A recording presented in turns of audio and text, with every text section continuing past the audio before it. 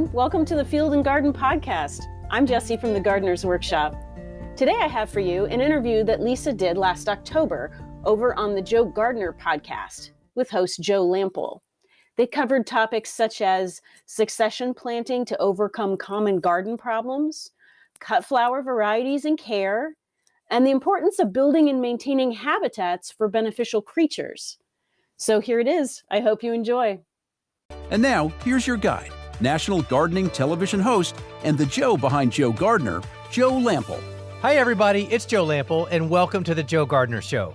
I know a lot of you are vegetable gardeners or market farmers maybe, or you're growing at least some food as part of your gardening endeavors. I also know that a lot of you are or would like to incorporate more flowers into what you're currently doing, either for your personal enjoyment or to attract more beneficials to your garden. Or maybe you're looking into having a small scale or maybe a larger flower farm as a business. And that has become really popular lately. Personally, I'm really amping up my flower growing around here at the garden farm, mostly as I reduce the size of my lawn area and continue to do that a little bit more every year as I convert to meadows, something that I'm really excited about. And of course, I love attracting all the pollinators and beneficials that I can get. You can't have too many of them, right? I'm speaking with Lisa Mason Ziegler, founder and owner of the Gardener's Workshop. That's her small market flower farm located just a bit down the road from Colonial Williamsburg in Virginia, a very beautiful part of the country.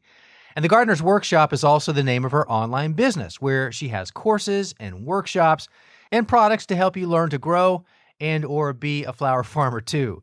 And the tie back to those of us who grow a lot of vegetables, Lisa is the author of the book, Vegetables Love Flowers, Companion Planting for Beauty and Bounty. So today we're going to talk a bit about all of that. Lisa has a great story, starting with her entree into gardening from diving in with no experience to ultimately becoming a very good gardener, which rather quickly led to her very successful flower farming and online business that she has today. And here's one of the things I love about her story. It was her natural awareness that quickly developed as she realized the powerful benefit that growing flowers had to the health of her organic vegetable garden. So of course we'll talk about that. But what began as a small cut flower farm producing for local markets has grown into so much more. Lisa has become a leader in the cut flower growing industry. She's an author, accomplished speaker, teacher, and successful online entrepreneur with the Gardener's Workshop. This is really an easy to listen to conversation with a great story. It's packed with practical applications that you and I can apply to our own gardens, no matter where we're growing or live. And also, we have a great free resource today that Lisa prepared to go along with our conversation in this episode, and it's called 6 Steps to Creating a 3-Season Cut Flower Garden. It's completely free, so a big thanks to Lisa for that. All right, here's my conversation with Lisa Mason Ziegler today, and I hope that you enjoy it as much as I did. What's unique about today, I think, is really you are a boots-on-the-ground farmer, gardener, educator. I mean, you came up from really not having a lot of experience or any experience with gardening decades ago. But since then, you dove into the pool, into the deep end right off the bat when you moved on to your husband Steve's homestead. Take us back to that time where vegetable gardening became a huge part of your life. I married a guy that came with a great homestead and all the equipment. People say I married him for his garden and dowry, but that was just really the bonus, you know. And I was really a really beginner gardener at that point in my life. And coming on to this property that had these 2 huge gardens that had been composted for over 80 years before I got here.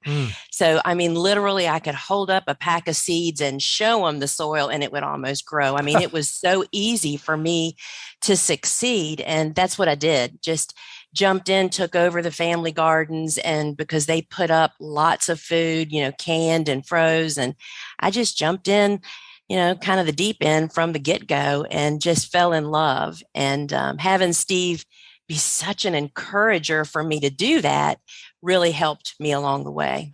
I pretty much said, you know, I really would love to do this. And I kind of, you know, back then we had to rely on magazines, right? We didn't have much information like we do now.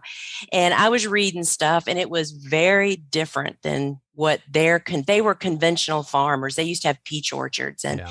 so they were very willing to just hand it off to me and let me have my way with it. And so I kind of just found my way, and Steve helped me at night and when he would come home. And so it was an exploration of excitement, a lot of hard work, a lot of disappointments, and a lot of hard lessons learned for sure. Yes.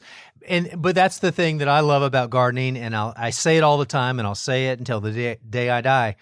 No matter how much you know about gardening, there's always more to learn. And so certainly if you're starting from scratch, the sky's the limit there, but even decades in, you're still learning, and I know you are as well. So growing flowers on that land wasn't really a thing until you made it a thing. Talk to me about how that happened and what was their reaction to that. Sure. So we were growing big vegetables. I mean, I can remember standing in the kitchen surrounded by buckets of tomatoes waiting to be canned. Oh. And during that time, my grandmother became paralyzed through a stroke, and my day to go to spend with her was Tuesdays. And she was a flower gardener. And so I decided to plant a row of zinnias. I mean, how many people's stories have started this way?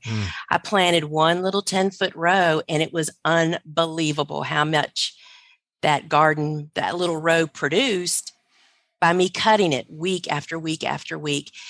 During that time, I discovered the book that I think probably started every commercial flower farmer in the United States, Len Basinski's book called The Flower Farmer, and knew I had found my dream and my career. And it just kind of all happened at the same time of Mary and Steve having the land. He came with, you'll appreciate this, he came with an 8-horse Troy-Bilt tiller, dump trucks, and just all of the necessaries, not to mention our property had lots of hydrangeas, had heirloom daffodils, lily of the valley, just all of those extra little things. And I just felt like the door opened for me to grow flowers. And after reading Lynn's book, I just followed what she said and hit a home run right out of the gate, really. So there were flowers there, but now you're experiencing the success with zinnias, and you're thinking, I want more of this. Find some more of that space and incorporate some flowers. Yeah, I mean, I just slowly crept in more and more flowers. And that's kind of how I discovered that whole group of cool season hardy annuals, because I read that book of Lynn's in the summer. And, what do you do at the end of the summer? There's not much to plant. Yeah. And that's when I discovered them. So I kind of planted them without it really causing much effect to loss of vegetable space until the next spring. And I still made effort and grew larger amounts of vegetables. But my success that first spring season of approaching a local florist really opened their eyes, and everybody was on board. Everybody was very supportive. They still wanted to see some string beans, corn, and tomatoes, but everybody was on board because this was turning into a full-fledged business, because it was, a success from the very beginning. And it was just, there's no farmers where I am anymore, so there wasn't much competition. Right. Now, this is interesting, and where it gets even more interesting, because they were growing food there, had been for a long, long time. You're taking it over. Now you're introducing some additional flowers, mainly for the aesthetics of the flowers and the opportunity to approach and potentially sell some of that harvest, not necessarily thinking about the complementary benefit of adding those flowers amongst your vegetables, right? So true. I mean, who knew the benefits that flowers had on your vegetables or just on your landscape, on your garden, to bring, all these creatures in that we all tend to want to see, butterflies and birds and, all these great things. But we never kind of thought about that you got to have flowers, and you don't just have to have flowers. You have to have flowers all the time to keep them there once they come. And, that became really apparent to me. One of flower growers' enemy number one, and for vegetable growers too, are thrips. Thrips who carry, tomato virus, who are equally damaging to flowers. Yeah. And that was the beginning of my journey of figuring out how, when I started to restore the natural order of my farm and garden really could help me. I got overcome with thrips. I was trying to treat, following the, IPM, integrated pest management, those steps. And it was a lot of work cutting and harvesting all these flowers. And I just finally, literally, after a season of just really not being able to control, I just said, you know what, this is it. I'm just going to step back and let you guys duke it out. And what's left is what I will take. And over the next 2 years, I watched my garden come alive by not using any pesticides, organic or otherwise. And we still don't. To this day, 20 years later, we just don't. We used BT dipel for a short period of time, but we don't even have to do that anymore. We have a army of wasps that just eat every caterpillar in sight on this farm. And anyway, so nature kind of started doing the heavy lifting around here, and it was life-changing for us, for sure. You said in your book, Vegetables Love Flowers, that the best dose of medicine your garden ever received were flowers. Yes. What a powerful statement that is. And just to recap what you said a second ago. So you're battling thrips. It's getting overwhelming. You're waving the white flag at that point, and you just say, I'm stepping back. I know, or I hear that Mother Nature is a amazing resource and powerful force. Let me just step back and give it some time and see what she does. Is that what you were doing? Well, that's an elegant way of saying it. I was basically exhausted, overwhelmed, and out of ideas. And, that really started a different journey for me that I think that a lot of people miss, is that organic growing is not just about using organic products, which we don't do at all, as far as pesticides, but it's a bigger picture. Then my eyes started to open. All right, those flowers over there are those that really are loaded with thrips. Let's get rid of them boogers. Who needs them? Yeah. I learned that there are specific crops that are magnets for pests. And why would you even need to grow those? I mean, what's a magnet for me might not be, it'll probably be a magnet for you because you're in the South too, but it might not be a magnet for somebody in New England. Right. So everybody has to seek their own. But for me, gladiolas and Shasta daisies, you couldn't make me grow those on my farm. When I got rid of them, our problems really declined. Wow. Because they harbored there, they were there. And so it's bigger than buying a product, doing something, you have to look at the whole enchilada, right? You have to look at the whole picture. And you have given a great big picture assessment of what you observed. Just the realization of eliminating the attractants that the thrips were coming to, what a difference that made right there. Such a smart thing to put your detective hat on and realize, well, they're here because of these guys. And then you eliminate those, and now a lot of the problems go away. And maybe in addition to, maybe the beneficials were already coming in because of the flowers. But one of the things you also said in your book was really interesting, and that is, although you are on roughly 3 acres of land, you're surrounded by an area that doesn't necessarily beckon beneficial insects and pollinators into your area, except for the fact that you have made a conscious effort to plant a lot of flowers. And because of that, now it's this incredible diversity of insects. Yeah. And, something that I really learned, you look back and think, oh, that's why that was happening back then. That group of flowers, the cool season hardy annuals, which for many of us can be fall planted to be the very first bloomers of spring, having blooms in late March, and you have to also know that I'm 100% field grower. I have 0 hoop or greenhouses.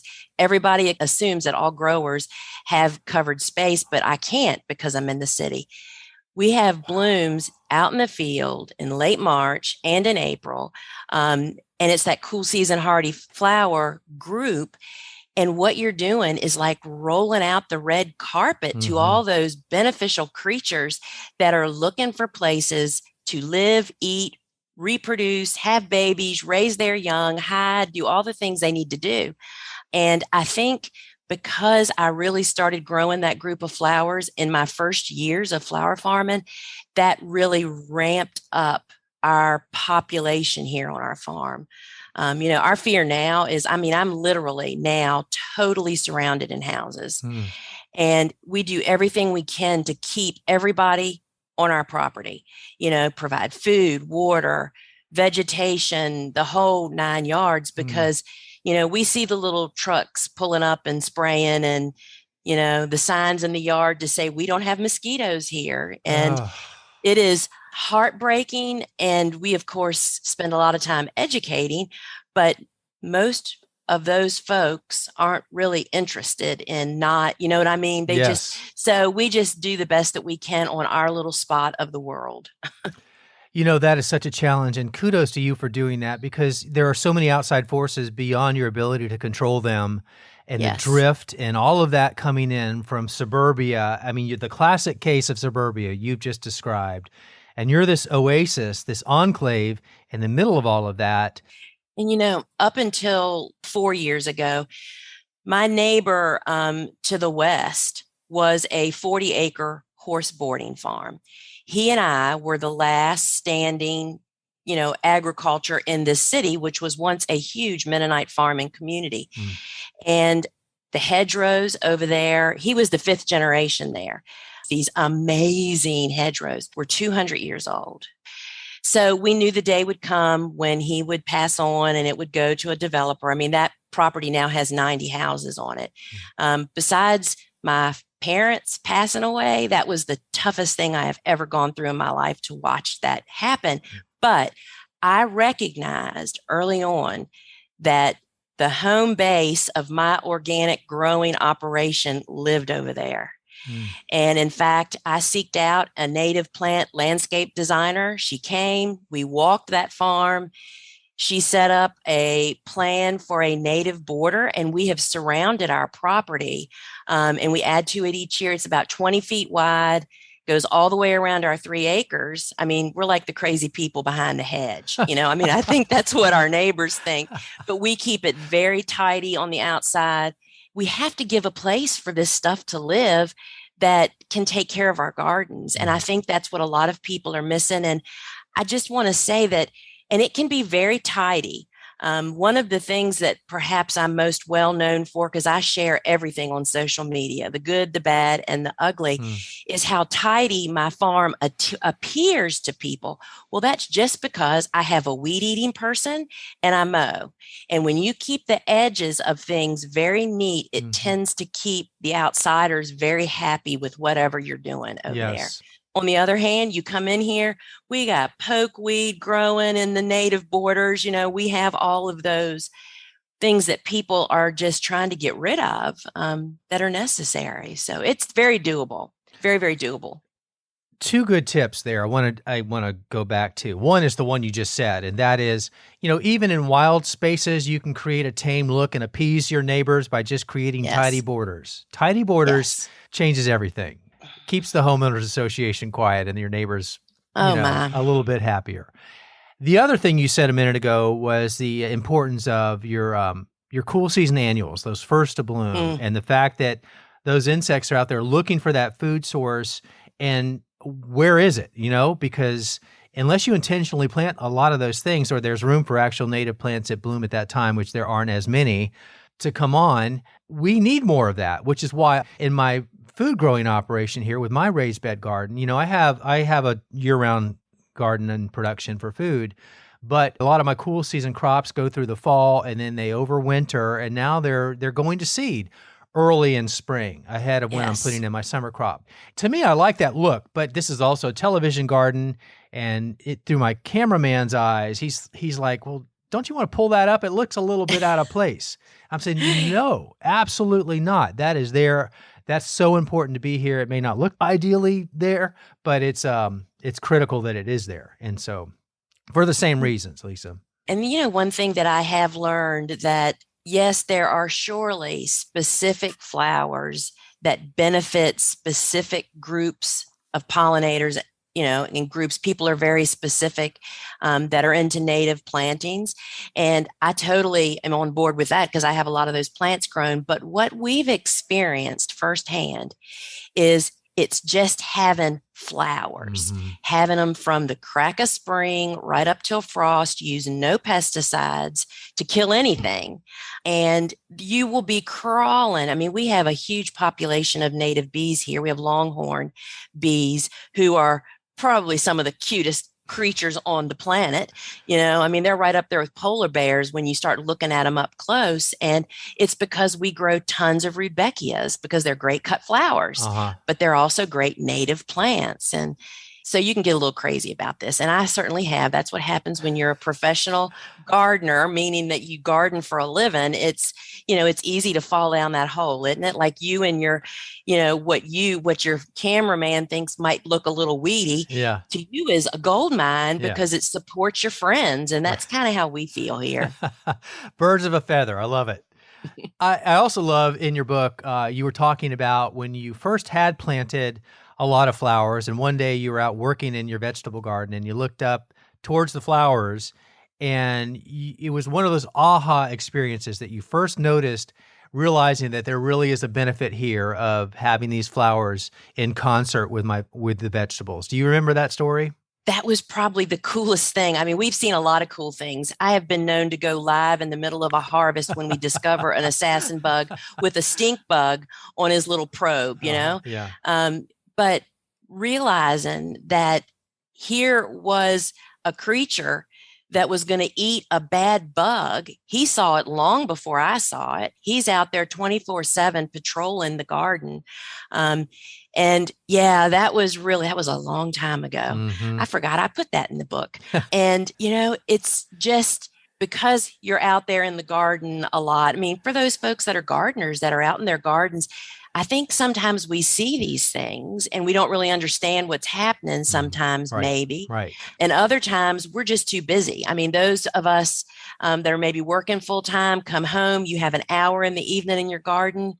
It's a fascinating life going on out there. We just have to take time to stop and see it. That's right. And yet a lot of that work goes on and we never see it, but it continues to happen. And you make a good point too in your book, in that it is not an overnight fix. We talk about planted and they will come, and they will, but it still takes time for those populations to develop and those ecosystems to take residence in your garden and so forth. But it's a good point that you clarify that, it's not going to happen overnight, but it is going to happen. 2 years, I think that's a good point for people to say, okay, I have to wait 2 years to really start seeing, and it happens before then probably, but that gives people a good goal to look forward to. And I think people will really like hearing that you even describe it, especially in context of what you've already said about, now you've kind of implied that you kind of gave up, you threw up your hands and just said, I need your help, Mother Nature. And she did. She showed up. But you have since talked about and articulated the fact that planting these flowers and allowing those beneficials to come in actually does make gardening easier and more abundant. Yes, because you can spend more time doing the things that really matter, planting, starting seeds, figuring out what to do, tending you just don't have to waste time. That's what I say to people so often now. I can't imagine having the time to treat. Somebody will say, oh, do you treat for powdery mildew on zinnias? I'm like, no, we have a treatment. We mow them. I mean, who has time for that? And then it takes time for that to work. And then it's just easier to succession plant, which is the secret to our real success, and have more cooking up just down the road a little bit. And, you don't need to worry with that. And it's very stressful, I think. Lisa, let's hit on that. You just mentioned it. Let's talk about that for a second. So expand on that. The succession planting, our listeners are familiar with the term. We've talked about that in a specific podcast, but you talk about the importance of timing with what you plant. And in your case, when you talk about succession planting in context with powdery mildew, or are you, and this is a question and I'll let you take it from there, are you talking about at the point that the zinnias may get powdery mildew, those are coming out because you have planted a new crop that's either ahead or behind the cycle for powdery mildew? Yes. Yep. Yes. Or just hasn't become affected yet. Right. Yeah. So we are a seasonal flower farmer, meaning we grow in the field and we embrace. I don't do a lot of work trying to extend stuff past its natural time. We just constantly, and I'm an annual grower because I am a small space farmer. My working garden's an acre and a half when it was at its highest production. We produce 10 to 15,000 stems of flowers a week from that space. Yeah, scary. I can't even really talk about it anymore. I think, how did we do it?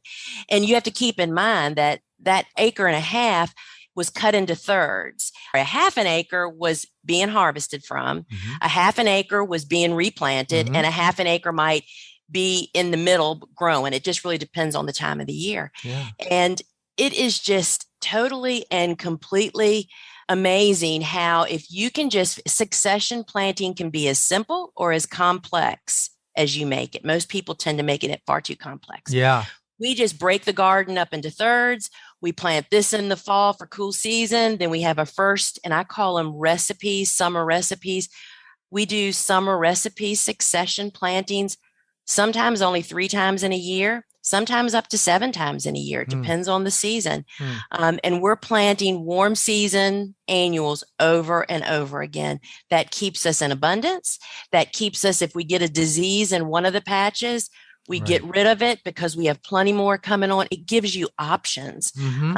People think it sounds like a whole lot of work, but it is really not when you're embracing this whole system, because we're not spending a lot of time doing weeding or pest control, or, we're basically starting flowers, planting flowers, cutting flowers, and mowing flowers. Yeah. And you also mentioned something there that's a very important point, and that's diversity, versus a monocrop where if you have powdery mildew wiping out all of your zinnias, you're done, at least for that cycle. But in your case, you've got this recipe, and I assume the recipe is implying that you have different types of flowers that you're growing. Sure. Yeah. Yeah. So it's, if something happens to one, you're not out of luck.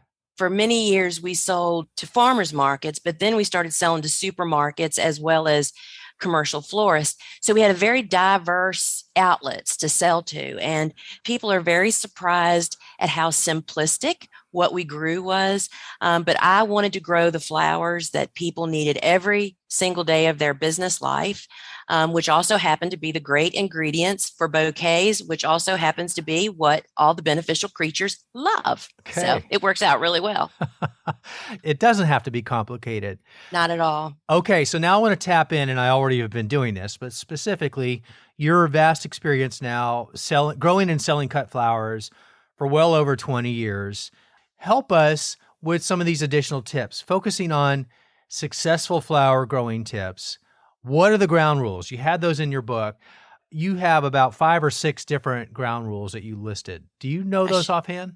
Let me tell you what I think, and you can tell me if that's what's on the list. Go for it. I think at the top of the list for most people, because this is the hardest to resist, is starting small, starting super small. It's very different growing a landscape versus a cutting garden. I have yet to come across anybody that would not love to have a cutting garden in their backyard. They just don't think they can grow it or they can figure out. So starting small means like a 5-foot bed by 3 feet. And that allows you to cut it clean every week, have a nice handful of flowers, and keep that garden producing. So tell me the rest of them. Yeah. Well, in context with that, you talked about freestanding beds, implying the access around the bed. Because you want to be able to reach the center without stepping on the bed, and for air circulation. So yes, a freestanding island is definitely beneficial. And you had spacing in context with that as well. Yes. So spacing in a cutting garden is really different than the landscape. And we offer those suggestions, what the spacing can be. For instance, if you were growing a zinnia in your landscape, you might put them plant every 12 inches. In a cutting garden, it's every 6 inches because you're constantly pruning it, thinking about cutting it deep every single week. And you have that on your list too. But before we get to that, picking the right varieties. Yes. I find this is a really common problem, especially with just new gardeners. Zinnias are a great example. There are lots of bedding plant zinnias, which means they don't grow typically more than 12 or 18 inches tall. Well, that would not be a very good cut flower. Right. But we grow a variety of zinnias called Benary's Giants, which are the most grown in the commercial world because of their characteristics. They're prolific, they're big and voluptuous, they're the most mildew resistant, and they grow super tall. And because of that, on your list of ground rules, you talked about providing support. Everybody has to live this before they actually realize how important it is. Yeah. It's not so much the wind sometimes because people assume, oh, well, I don't have a windy site. It is those torrential downpours that just when the canopy is just getting ready to really bust open, a torrential downpour will come and lay all your flowers out. So we use flower support netting, which we use very carefully because it can be a wildlife issue. And so we get it in the garden at the proper time, take it out, and never leave it laying around the garden. Basically, you suspend it above the flower bed and the flowers grow up through it, and it's supported with garden stakes. And when that rain comes, you can feel fairly assured that your flowers are going to still be standing tall. It's the difference between success and fail most often. Wow. It's flower support netting. It's plastic.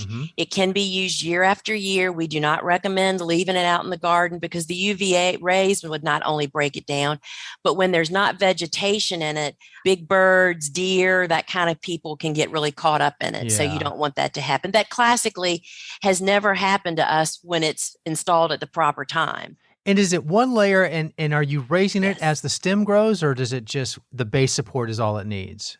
Great question. I know of people that have used more than one layer. I have never found that to be necessary, even netting heavy dahlias when it's installed properly. What we have learned is we install it at the proper height for the end result when we install it because it's so hard to remember to go back. And you want the netting at about the halfway to mature height. So if 48-inch zinnias, support netting would be at 24 inches. Okay. And then that would probably be related to this other ground rule, which is very important. Actually, there's two, but I think we could blend these. One is knowing the particulars of the flower that you're growing, like i.e. for cutting back and harvesting. And then that's the other ground rule, cutting back and harvesting, things to know there. Sure. And, it's so funny. I just heard one of my really good, knowledgeable friends talking about this. You have to know for each flower what stage of harvest it has to be harvested. And then someone's like, you mean I have to know for all the different flowers? Well, yeah, and it's not as hard as you think. We don't grow that many different flowers, right? And to learn the stage of harvest, which means at what stage of opening, some flowers like coxcomb and zinnias have to be fully open because they do not develop any further after you cut them. Unlike sunflowers, who we cut just as the first petal lifts off the face because of the damage that the petals can be sustained from, like cucumber beetles or grasshoppers. They will easily open fully indoors protected. So you have to know a little bit about your plant and then where to make the cut. Once you get that information, it'll just become like breathing. You just know when and where. So some of the common pitfalls, though, when it comes to cutting back and harvesting, you listed some of those as well. And the first one was just, sometimes we fail to, well, besides not even making the cut, because we don't know that we need to do, some of us don't know that we need to do that, making the cut too high on the plant. It's very important to make it at the right spot. Sure, because where you make the cut is where the next shoot comes from for the next stem. And as a general rule, I like to just say to people, the cuts are usually within 10 or 12 inches of ground level. They are so surprised by that because the strongest, longest, straightest stems grow from near the base of the plant. We use lemon basil as one of the fillers for our bouquets. And, a lot of folks use basil to culinary uses, and they're typically pinching on the tops. And then all of a sudden they have this woody stem that's not producing. If they would in place follow this same rule, cut the base of that stem and use all the leaves off that one stem, you would be amazed that before long you have lots of new stems coming up. We can cut from the same crop all season long on a basil, for instance, when you make the cut at the right spot. So it's really super important. Okay. Another one you listed as far as a pitfall was not stripping enough foliage from the stem. Yeah, and this is a really common one, and we all face it. I mean, I have flower arrangers that work with us here on the farm as harvesters, and they always want to leave too much foliage because they feel like it contributes.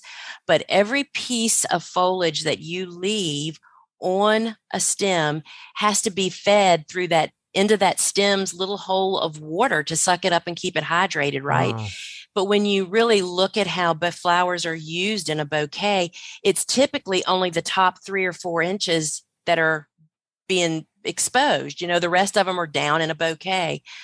So strip more and your flowers will definitely last longer. And if anybody has any doubt about that, she's got some great videos on her website. We'll have the links to all of that in the show notes. But you see her harvesting her flowers, and immediately she's stripping down all of those leaves up to a certain point. And she's ruthless about it, doesn't think twice. It seems like it's just second nature. Clearly, there's a method to the madness, and very important to do that. Harvesting at the wrong time of day, Lisa, you mentioned that too. Sure. So I know that not everybody can get in their garden at the right time of day. If you have a full-time job and you're out of the house at 7 a.m, the preferred time for most flowers is beneficial to do it first thing in the morning after the dew is dried. That's before the heat's exhausted them, taken away whatever calories they got overnight. But the other window of opportunity, if that's not an option, is right before sundown, to give the plants time and to strip them thoroughly, get them into, the water and get them inside so that they can rehydrate and let them sit overnight. Because, you cut them at 2:00 in the afternoon when it's 92 degrees, you just cut their lifeline. I mean, what do you think they're going to do? It takes about 3 hours for them to completely wilt. Yeah. And then 2 more. One is using a bucket with a wide opening when you have just a few flowers. Yes. And maybe related to that or not, but was mixing up different stem lengths in the same harvest bucket. Is that related to that, or are those separate issues? Yeah, no, that's kind of all the same. That's kind of my pet peeve. When you're harvesting 60 buckets of flowers, it is super significant. But even when you're a home gardener and you've just getting a handful of flowers, there's nothing more disappointing than getting flowers in the house and you've smashed the most precious bloom you felt like you had out in the garden. Right. So first, if you have a small home garden, you don't want to carry out there a 5-gallon bucket that's got a wide opening, because flowers can slide down the side, become bent, get smashed, get wet. So you need to really fit the harvest container to the size harvest that you're kind of going to be doing. You just need a narrow opening for a smaller garden. And then if you're going to have flowers of very different heights, let's just take, for instance, sweet peas, which a lot of folks would love to grow sweet peas, and that is one of the cool season hardy annuals that we fall plant. Those stems can be as tall as 15 inches, but normally they're 12 to 15. To put them in a bucket with a 30-inch other flower has a great potential to get smashed. You don't need to take 12 containers to the garden, but you need to kind of keep them separated in the bucket, be aware of that. So when you get them inside, everybody is as beautiful as when you cut them. I like the point that you made there about the fact that all the more reason in a home garden, because we don't have buckets and buckets and buckets of flowers. Yeah. Every one we cut has more relevance or more importance, really, because there's fewer of them. We want each one to be safe. Go ahead. We really recommend just using plastic-based containers, metal. Like a lot of people have those French flower cans, which is fine if you're using straight water, although many of them leak. People discover too late the morning after. But because we use flower food and flower conditioning products, it's not good in metal containers. So plastic is always easy to clean and a great way to go. Okay, you touched on that. Let's just talk about that for a second.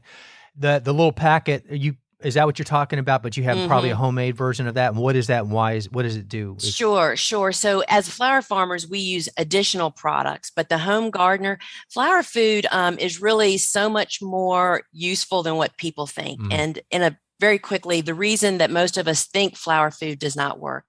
When we buy what we call retail flowers, flowers that have been shipped in, which means they've been in a box for sometimes 2 weeks, they're not taking up water. Their stems are clogged. And so when we add the little packet of food we get with that retail flowers, it doesn't seem to make any difference because the flowers aren't drinking. Not the case with homegrown garden flowers. Those flowers have never been out of water. They are going to drink a tremendous amount of water and really benefit from flower food. Flower food has nutrition, has a biocide, and has a pH balancer. All of those work together to keep the flower water cleaner, to keep the flower stems like the foliage greener and keep buds opening. And yes, there are surely homemade recipes. However, the difference between them and commercially available products is they aren't stable for very long. Right. You have to remake them every single day. And it's just easier to add food. We spend a lot of additional expense on our farm because those products make a big difference in the life of the flowers. Okay. So we should not discard those packets. We should definitely be using those in the water. Okay. Glad I asked, and thanks for that information. Last question about how you do your flowers. As a lover of seed starting and seeds in general, are you direct sowing or are you doing transplants? I know you're a field grower, but how do you create so many flowers? So we always choose to start indoors if the seed, will go along with that idea, right? Because we know that every seed has its preferred and easiest method to start. I will say the only time that I direct sow anything on our farm is cool season hardy annuals in the fall, because there are some that are just very much more difficult to start indoors because of their temperature, coolness requirements. Right.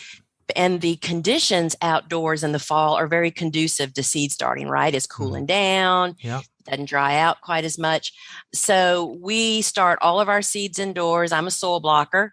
That's the only reason I'm a flower farmer. I mean, I have no greenhouses, and we can start and support up to 13,000 seedlings in this little 10 by 10 room that has, like I think you have, racks and grow lights, right? You can just start a tremendous amount. But we have more success, and it's just easier. You very rarely lose transplants out in the garden. You don't have to keep weed pressure down. It's just easier, less labor, more success, and a better stand of plants for us to start transplants. Those soil blocks are amazing, and you have some good videos and information on your site. Again, we'll have a link to that. But I totally agree. I love soil blocking when I have the time to do it, and it really is amazing in the difference that in the success of your seedlings. But just real quick, back to the fall cool season annuals that you sow. Was that specifically for many of those seeds that require that stratification period? Not really. They just really do better because, like, for instance, larkspur, I mean, it just needs that warm days, cool nights to really break dormancy. So it's just hard for us in our conditions to provide the coolness that some of those actually require, that they just germinate faster. Because, you can sow them out in the field, but if it's still too warm, they're just going to sit there, but the weeds aren't going to just sit there. They're going to, it just creates additional work. So we've narrowed it down to just a few that we direct sow, and the rest we're able to start indoors. And are you sowing those in the fall and letting them germinate when it's time, when they're ready? Is that what they germinate quickly? No, the whole process, my book, Cool Flowers, is all about this whole concept of sowing them at the right timeline so that they sprout as quickly as possible into a young transplant. And that little transplant goes through winter like a champ if it's winter hardy in your zone. And so we're not sowing with hope that they'll germinate next spring, which I know a lot of people do that. This is a little bit different. This is what our grandmas used to do in their gardens, The flowers bloom earlier, they're more established, you get more abundance, more disease and pest resistance. I mean, we grow sweet peas like weeds around here that are fall planted, and we have to, they're still producing in June and July once our heat is heated up because they are so well established. How cool is that? And yes, Yeah. I'm glad you mentioned that book. We were going to do it too. But you have two great resources there, which leads me in just the couple minutes that we have left today. On top of this crazy busy, productive life that you've got with this business that you've established and the success you've had there, you're very passionate, not only as a grower, but as an educator. You want people to love it like you do and learn what you've learned. And you've done that by basically the name of your farm is the Gardener's Workshop, and you've got these other resources. Tell us a little bit about that. Not long after I started farming, I started doing programs, talking to groups. Then I started traveling, and I was doing 60 to 100 lectures a year in the off season, traveling around talking. And then I got my first book offer. And, it's just your level of being able to reach more people and offer them more instruction just grew and grew. And so during that time, we launched an online garden shop, which is the gardenersworkshop.com, where our niche is we just sell what we use. I love that. We don't sell a whole line of hoes, just the hoe that I use. Yeah. And the same seeds, we do not save seeds. We buy and provide the same instructions that we follow on our seed packets. And, one thing led to another. And then in 2017, we launched our first online program, and that's just kind of grown crazy out of control because I think something that's different about flower farmers is they're really just gardeners gone wild. I mean, it's true. And that's why there's just so much benefit to learn from flower farmers because they do it every day. They do it from beginning to end. We go from seed through the crop process, and they're great instructors. So we now publish courses for other flower farmers in the industry, and we all have servant teacher hearts. So it's really, really wonderful, and we just love offering all that. Well, and I love that you do and that you're sharing that information. And, for anybody that's kind of caught up in not the rut, but just they haven't expanded beyond growing food, for all the reasons we've talked about today and then some, the beauty and the diversity and the habitat creating, all of that by growing flowers and adding that. And so that just adds to the excitement of gardening. And I'm glad we had this discussion. I loved it. So much great information, Lisa. Thank you so much. Anything else you want to add before we wrap up? And then the greatest joy, the hidden secret of growing cut flowers is sharing them.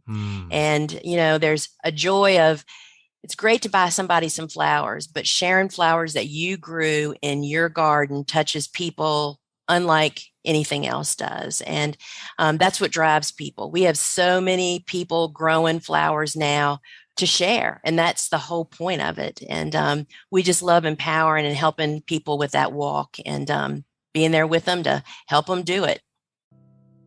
I love a good gardening story, and this was one that definitely fits the bill. Just listening to the natural rhythms of Lisa's journey to becoming a vegetable gardener and market farmer for flowers, really great, and especially the observations that she made along the way, the aha moments, the cause and effect, and the realization that sometimes the less coddling we do, the better off we are.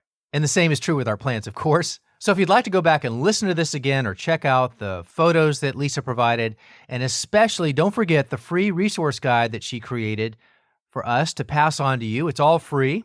It's called 6 Steps to Creating a 3-Season Cut Flower Garden. Okay, welcome back. If you'd like to listen to the full original episode over on the Joe Gardener podcast, I'll put a link to that in the show notes. And I'll also include a link to the free resource that Lisa put together specifically for that interview called 6 Steps to a 3-Season Cut Flower Garden. If you like what you're hearing here on the Field and Garden podcast, we'd love it if you'd tell a friend about us. And also leave a review for us wherever you get your podcasts. Thank you so much for joining me. I'm Jessie from the Gardener's Workshop, and I hope you have a great day.